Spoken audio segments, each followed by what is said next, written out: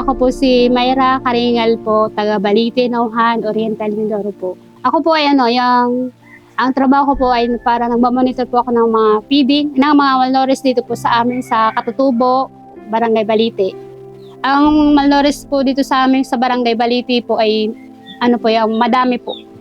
Almost na 100 plus po. At dito po sa amin, madam, siyempre po, may gamot po dito, kaso nga lang kulang po kasi marami po yung population po namin. Kumbaga hindi pa rin po sapat yung supplies ng aming barangay.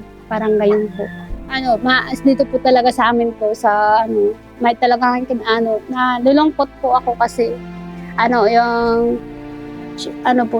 dito po sa amin kasi po wala po talagang yung nakapagtapos ng mga pag-aaral, kulang po sa mga financial problem po.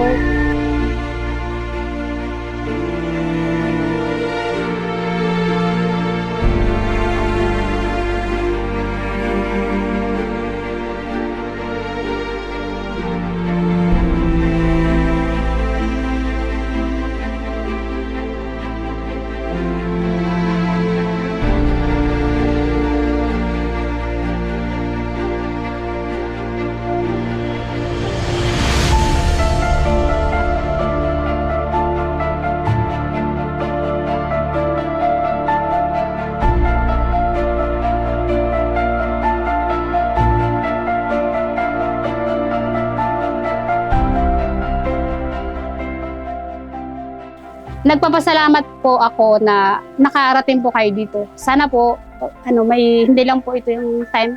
Sana po